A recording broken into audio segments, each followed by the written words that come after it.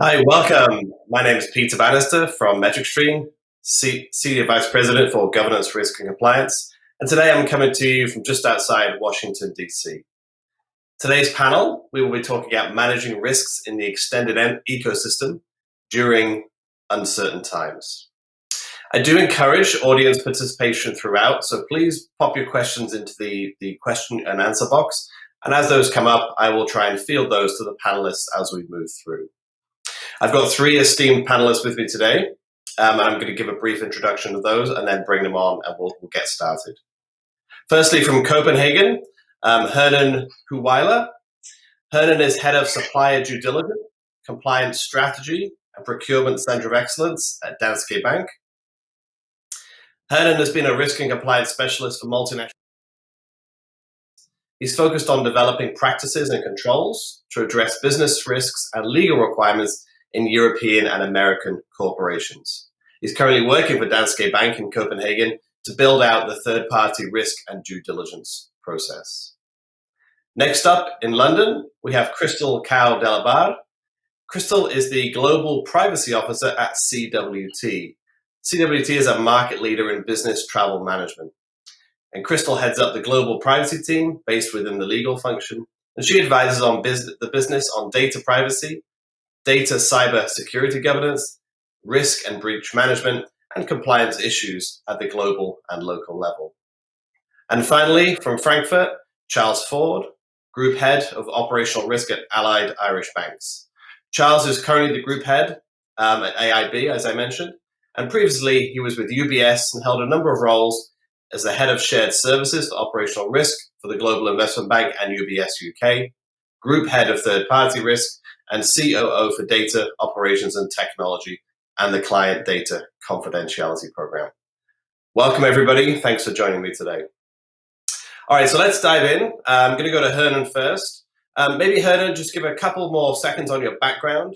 And then I want to dive in with the first question, which is going to be, in this uncertain time, how have you adapted your third-party risk profiles, either on an entity-by-entity basis or overall, as a result of this extended enterprise, and how are you remediating any new risks? Thank you so much, Peter, for the introduction. I am currently ensuring compliance with regulation with European banking authorities, dealing particularly with IT controls and outsourcing, and formalizing this requirement in order to support the business to decide better. There are many changes that we have when we are dealing with employees working from anywhere, not only working from home. So we need to ensure that the risks related to endpoint security, connectivities, patching, online training, identification, and phishing are properly addressed by strong capabilities in our resources and our third-party resources. We are more dependent on cloud service providers. We had more remote collaborations and a new data transfer in these scenarios. And my general recommendation to remediate this new risk is request the third parties to communicate the risk that they identified, have exit plans, advance payments to suppliers. We had this initiative at Danske Bank in order to guarantee the solvency, improve the remote connection, improve the resources that they have, and basically challenge the way that we are doing the ongoing due diligence for third parties. Great. So one thing I want to just click on ever so slightly is sort of, SOW completion, or ensuring third-party services are delivered with the quality you would expect in the in-person world. How do you go about tackling that in this current environment? It's a good challenge, and we are really dependent on proper vendor management, which is key in monitoring how the deliveries in contracts are advancing. I recommend to have a clear role for the contract owner to monitor SLAs, to monitor contracts, and also to move from pass-through cost to fixed price models, in which you can monitor KPIs and how much of the budget and the milestone of the statement of works had been done. Got it. So did I hear you right that you move away maybe from time and materials contracts more to fixed fee, or did I misunderstand that? Just want to make sure I understood. Yes. Yeah. Okay. Good. Yes, Okay. Makes sense. Great. Where... Great. And then, so, one question, and I know as you and I were preparing for this today, that I had, and I want to get you to give your perspective to the audience. So, has the pace of third-party engagement grown, slowed, remained constant? Are you onboarding more, offboarding more, or just keeping with the third-party providers you have, or is and has anything changed, or has nothing changed with this new world? Well, I will say that COVID had not changed one of the biggest trends that we have in third-party management. We are seeing outsourcing, cloud, remote collaborations before COVID. So it's basically that the speed is faster, but the shape of the controls and the capabilities to deal with these risks is the same. Also, COVID requires to consolidate third parties. We want to see a lot of mergers and acquisition in the future. And we cannot really tell, depending on the type of industry, the sector, the segment of the third parties. Basically, some of them will grow and some of them will consolidate and will remain constant. Okay, got it. Great. Okay, so let's switch gears. Let's switch industries. Let's move along to Christel, who's in London today. So, Christel, if you could just give us a bit more on your background and specifically the role of CWT in the marketplace, and then I'll get to my first question. Yeah. So, thanks, Peter. In terms of my background, an important part of my role focuses on managing data protection and cybersecurity risks, and helping the company leverage its data management strategy for successful digital transformation, business differentiation, and long-term sustainability. And what I've seen this year amidst the pandemic is a global acceleration in data privacy and cybersecurity regulations, higher and stricter regulatory enforcement, and new complex issues linked to COVID-19 data processing, international data transfers, AI and compliant and ethical data use, to name but a few. So there's been a lot going on this year. In relation to CWT, was leader on the marketplace, there is both a short-term immediate focus and a long-term strategy.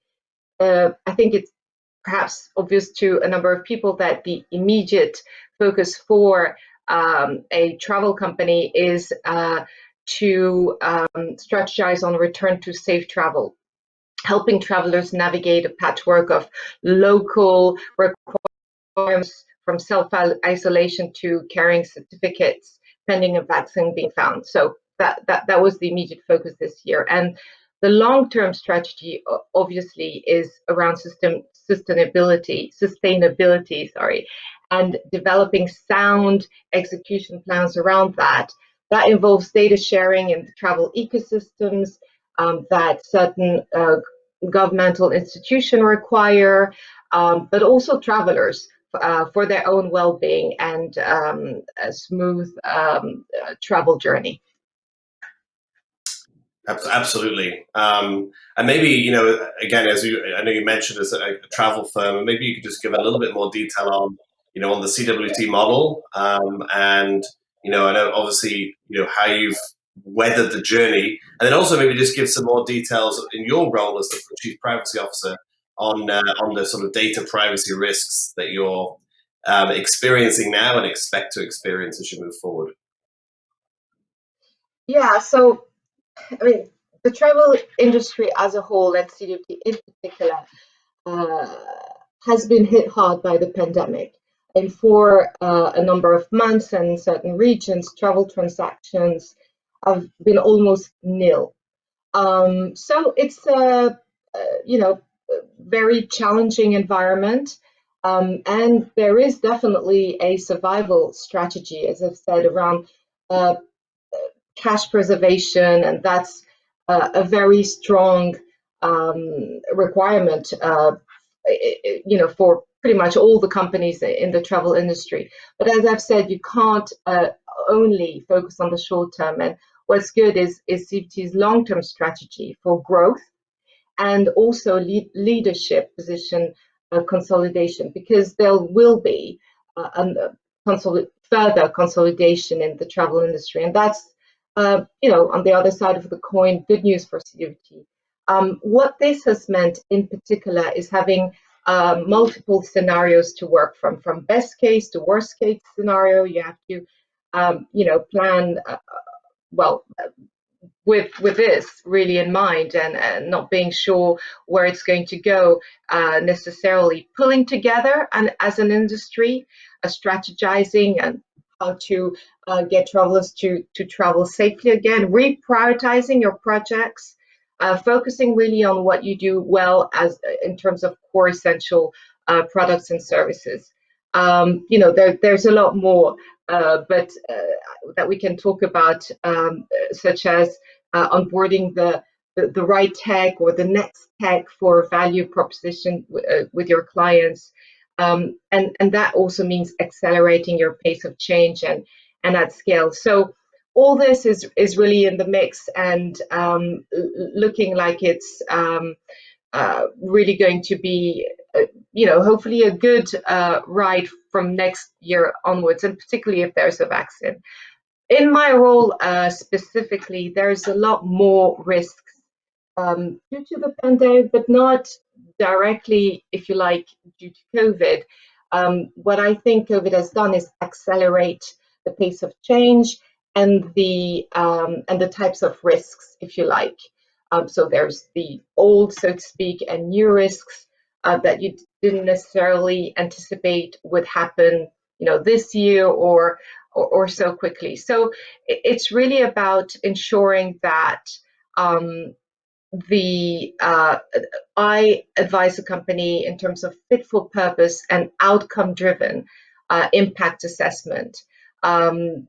There's a ton of stuff to look at, for example, in relation to contact tracing apps and geolocation and all that, but I won't go into too much detail, just to say that the key focus for me is really around continuing that clear communication of the risks, the awareness, looking at user behavior and how it's changing, how to ensure that remote working is done in a compliant way, reassessing the data inventory and data flows around sensitive data, of course, everything to do with international data transfers, but at a higher level, if you like, it's really about being crystal clear around the new and old, so to speak, privacy and security risks, and how to tackle them as a company. Got it. And I'm sure as you mentioned, the contact tracing and the data privacy challenges there, certainly something to be focused on. Understood. Okay, so let's switch back to banking, and we'll meet Charles. Charles Forde, if you could give us a little bit more on your background, and then I want to get to the first question, which is, getting that information from the front line in an ops risk program is absolutely critical in my opinion. They have the data, they have the processes, and they know where things are going right and where they're going wrong. So after your brief intro, I really want to understand from your perspective, have you seen much change in interaction from that front line as a result of this extended enterprise and remote working? Yeah, thank you, Peter, and thanks for the introduction. So the topic of third-party risk is one area of operational risk I've been close to for many years in my career, initially in building third-party risk management and remediation programs in response to some regulatory focus and regulatory findings. But certainly in the past few years, we concentrated equally on collaborating across the industry and helping to drive best practice and standards, which are also accepted by regulators and third parties and significant groups of third parties such as cloud service providers, so that we all move in a direction of some common standards that work from technical, security and contractual view. So in response to the question of what have I seen in response to the pandemic from the first line, I think the initial response has been very good in that there was immediately a recognition of the requirement to perform extra diligence on the third parties with a focus on the higher tiers of criticality, and using as many data sources as possible, and not just using the standard approach for diligence of questionnaires, but also looking to more real-time monitoring and new external data sources. I think one point which the other panelists have mentioned also is acceleration. So I think what's clear is that the elements of the framework, the elements of cybersecurity and financial diligence and all the other parts of third-party diligence have been accelerated as a result of the pandemic. And there is more focus on moving in the direction of having continuous monitoring and more consistently across different risk domains. In the past, I found that the focus on continuous monitoring was very much on the cybersecurity side. And there are some very good tools out there that have really matured in the past few years, where you can move from the point-in-time questionnaire approach, which I think is relatively ineffective, to very good quality continuous monitoring, which has a good quality result and a very low false findings and very low errors. As a result of the pandemic and the impact on some third parties in certain markets, we've seen that increasingly now there is this focus on ensuring the financial strength, not just at a local entity level, but also among the parent entities. Increasingly, there's also more focus on the other areas of risk, like responsible supply chain, and on the horizon is the how we accommodate sustainability, climate change into the third-party diligence process, and what metrics we will be able to use for all of these different risk areas. Great. No, got it. Understood. That's great. So let me switch gears ever so slightly, and let's talk about governance. Have you sort of implemented new policies, new standards, either for cyber risk or third-party risk or anything else, given the remote setup today? How have you sort of come top-down on that approach? So what we have done is we haven't implemented new policies, but we have reviewed our existing policies and frameworks. There have been some changes to policies and guidance, particularly with remote working.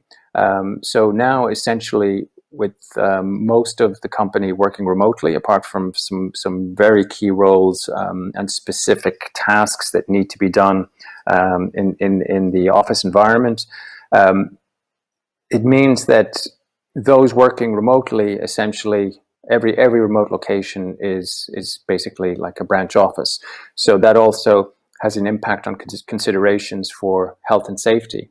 If the company is asking staff to work remotely until some point next year, date to be determined, then the question comes up of what are the health and safety requirements and obligations for somebody who's working from home? Do you have to provide them with the environment, the desk, the chair, and have all of those safety considerations that you have in the office? So in addition, the data protection has been a very large part of that. So there have been some adjustments to guidance and some policies to reflect the current situation. I wouldn't say that there have been major changes to policies. One area that has been very significant as a result of this pandemic is early on, and really in March, a lot of the key third-party suppliers who are providing outsourced services and managed services, they were also moving to work remotely. Now that's a very big shift, because services supporting business services with outsourcing partners. Typically, banks move those services into a controlled service center, which has high security. And depending on what data is involved, very often the staff there cannot bring in smartphones. There's a lot of physical controls. There are also facilities that we do on-site reviews of. So suddenly, those third-party staff were working from home, and we know in many locations, outsourced staff in certain locations are there, perhaps sharing accommodation with other outsourced staff who perhaps are working for another bank. So you may have somebody working from home in a room, and right next to them there's a colleague who works for another bank. So this introduced a completely new consideration of the risk elements. So it did require a very specific risk assessment of that scenario and how we dealt with it, and some specific controls were put in place. Fascinating answer, and I hadn't thought about those other elements of third-party providers who used to be in the SCIF environment who now could be sat very well next to somebody at home. Fascinating. So we're talking today about the extended enterprise, so it would be remiss of us not to talk about cloud. So maybe I can bring Hernan back in and just give us some thoughts about your cloud journey, whether you accelerated, whether you were already on track, and how you've adapted, your relationship, excuse me, with your cloud service providers as it sort of pertains to controls and audits and things like that. So, Hernan, I'll pass it over to you. Thank you, Peter. Basically, the journey is to make sure that we take ownership of the security control on behalf of the cloud service provider. What do I mean? In practice, we need to ensure that the contract owners understand the clauses, the requirement, and the minimal standard, and they go and they test, they check, they do the ongoing due diligence, of course, channeled by procurement or other department, for instance, information security, in which they can communicate which are the requirements, particularly with the security configuration. There is a huge problem here that we may assume that the cloud service provider is going to care about our security requirements, which is not the case. We need to be on top of that. We need to protect our internet networks, our user, and our application that are using on the cloud. They cannot protect the cloud service if we are not protecting our own assets. And also, we need to be sure that there are much more tools for hackers and delinquents to exploit vulnerabilities and misconfigurations in the cloud services. So we need to do this testing in advance rather than that somebody else is doing the testing for us and exploiting a vulnerability. Great. Oh, very helpful. Maybe Christel, if you could jump in as well and talk about your cloud journey and how everything is changing or remaining constant during these unprecedented times. Well, from a privacy and security controls perspective, cloud storage has always been a sensitive topic from a regulatory standpoint, and for various reasons. Essentially, because it's not always clear to regulators where and how the data is stored, and that really poses a number of legal issues. So there's extensive regulatory guidance in Europe, of course, but across the globe, and that's really available to chief privacy officers to advise the company in terms of carrying out a privacy impact assessment. That's a must-have. Ensuring the data processing agreement is in line with various legal requirements. Really diving into the security measures that need to be there in alignment with regulatory practice, standards, etc. And of course, adding in the monitoring and audit piece, which is heavily negotiated with the big cloud service providers. Also, one thing to note is that not all regulators will look at a company's cloud contracts and strategy, so to speak, in the same way. So there's no consistency across the globe. One thing that I'll mention only when we'll have time to talk about it is how recent EU court ruling and various other laws like the US Cloud Act have really thrown a spanner into the works, so to speak, of an already complex topic from a regulatory and legal perspective. So what you're going to see companies do and have already started doing is reassessing their particularly EU to US data transfers, and again, particularly to their cloud service providers. They will expect their cloud service providers to help them reassess these data transfers to make them compliant, to make them secure, to make them acceptable, particularly to EU institutions. So again, because of time, won't be able to delve into that, but this is a very hot and current topic. Absolutely, no, I'm sure, and thank you for that. So, Charles, we did have a question from the audience I want to get your perspective on related to the last topic. The question is, can you share what the top concerns of the board currently are as it relates to third-party risks, and what the content of your board reports are in that arena?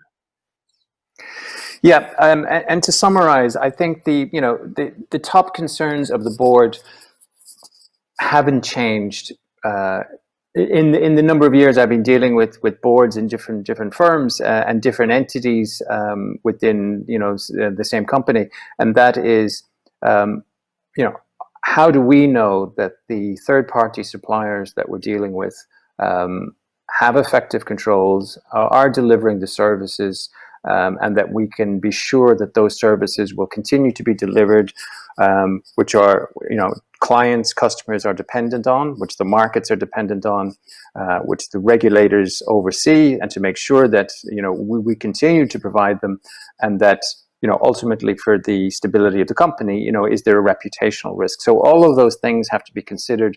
Those are the concerns of the board, and really what information the board needs to have confidence in that is what is really important from all of the data that is available. So in my experience, the most useful information for the board to answer those questions, those concerns, is the trends, the themes, the incidents, which really should come primarily from your supplier third-party management framework, your supplier management framework, in terms of managing the engagements and the multiple contracts with your key suppliers, but having clear understanding, clear structure around the tiering of the suppliers, which is reviewed regularly, having on the risk side a very clear, some of the basics, a very clear taxonomy to which to map any risks once risks are identified, and that they are identified, and that the proper data is there to be able to highlight to the board where there are any concerns specifically across all of areas of performance and across all areas of a potential risk to a supplier, again, whether it's financial, cybersecurity, or corporate governance. So we have seen within this year, there have been incidents with some key suppliers on the financial side, in terms of their financial strength, not as a result of COVID-19, but coinciding with COVID-19. And we have seen heightened activity in terms of cyber threats as a result of COVID-19. That's across the industry. I mean, I'm happy to say that the control environment has been proven to be quite robust in that we haven't had an impact of that. So a heightened risk profile, but not a heightened impact. So being able to demonstrate points like that to the board is very, very important, rather than just providing all of the information. I would also add there has been some discussion about cloud. So that's an emerging area where we haven't yet begun the journey, but now laying the foundation of what are the components of the cloud service providers that we need to start looking at and factoring into the board discussion. That's happening now, and that's definitely accelerating as a result of COVID-19. Great. Thank you for that, Charles. So as we approach the end of the session, I really want to touch on two more topics. The first one is people and culture, and then the second one is opportunities. So let's go to Christel to talk about people. And I know dealing with retaining talent during this tough period has been a challenge for yourself and CWT. But as you think about risks and controls, what's CWT doing to sort of survive the downturn from a human capital perspective? The period is definitely challenging, and has been the most challenging since 9/11. What CWT is doing is really focusing on how to be the next, best self, so to speak. So CWT wants to be more nimble, more agile, smaller, and streamline, restructure, preserve cash, but also, really look towards the future. Amid this all, the objective is to retain talent and keep high levels of engagement. And one of the ways to do this is, there's many ways to do this, but one of the ways is to effect the change quickly. Have talent focus on the new strategy rather than the uncertainty that we can read in the news if we want to on a daily basis. In terms of really workforce and talent retention, it's all about clear career development paths, and particularly as and when recovery starts becoming effective, and really positioning people for success, at the right time. But before getting there, making sure that people are true contributors into the company's long-term success through stakeholders. In terms of people, talent, and culture, that is part of the transformation journey. And as I said, and we heard today, really part of the acceleration of that required changes. Absolutely. And then flipping back to Charles, Charles, as we think about remote working and everything else we sort of talked about, have you seen any cultural changes? And what steps have you, as it relates to conduct risk, I guess, and what steps have you taken to shore up any controls you may have to support the employee base in this new phase? Yes, definitely. We have seen cultural changes, and the controls, the related controls where we've had to focus have depended on the types of roles people have and the types of business process they may do, also including the types of data they would have access to. So that, there certainly are some roles where we've had to look at the control environment because individuals have to work from home for a limited period. Where possible, we have looked at rotating small numbers of people coming into some offices. But overall, the work from home, the shift to work remotely has certainly changed culturally how we engage with each other. So I think one area is certainly that the loss of spontaneous interaction. I found that there's less key information flowing sometimes because now it seems that any information exchange you have to schedule a half-hour meeting on Skype or Zoom, whereas before there was informal interaction. People would have a coffee, people would go and spend time at lunch, and it wasn't really noticed, how valuable that is in sharing key pieces of information and different things that are happening within teams. So it's become, we've had to shift how we manage people and how we manage how they are, and making sure that all employees are okay when we're not able to meet them face to face to get that sense that everything is okay. But certainly from a control environment perspective, it has brought focus back to the activities that need more close focus where there is a risk to the company, whether it's from for potential fraud or from some reputational risk. Got it. Great. No, very helpful. And I think I would totally agree that missing those casual collisions, as we used to call them, bumping into people in the hallway is, sorely missed. I totally agree.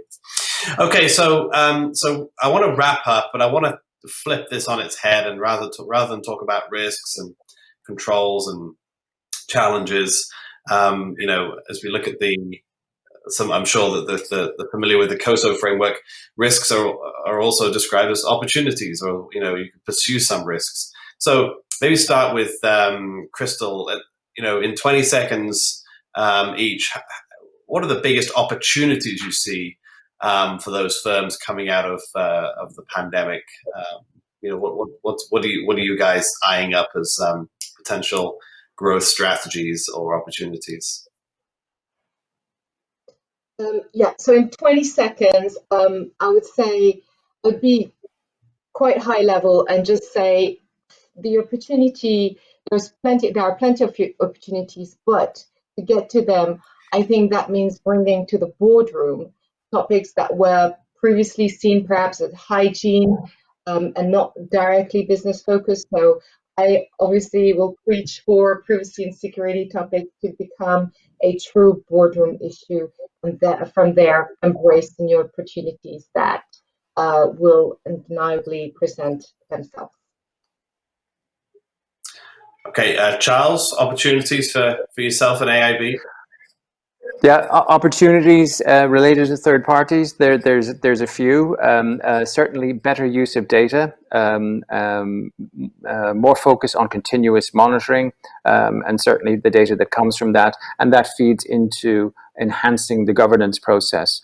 Also, making sure that having a more rigorous selection process around third parties and choosing the right partners who are really specialists for certain services where it can be done more effectively out of the company rather than doing it in-house. Great. Hernan, final words, opportunities? I am pushing compliance as a service ideas, how we can sell new services related to taking compliance requirements from our clients. This is very, very promising right now. Pools for due diligence, ongoing due diligence. In the banking industry, we already have seen that now this initiative is growing, and also being able to have a more transparent requirements and communication and relationship with our third parties. I think that this crisis making us become stronger in terms of communication and alignment. Got it. Fantastic. All right. Well, that concludes our panel for today. So thank you to Christel, Charles, and Hernan. And I'll pass it back to the moderator. Thank you. Thanks, guys. Thank you. Thanks, Peter. Thanks, Phil. Thank you.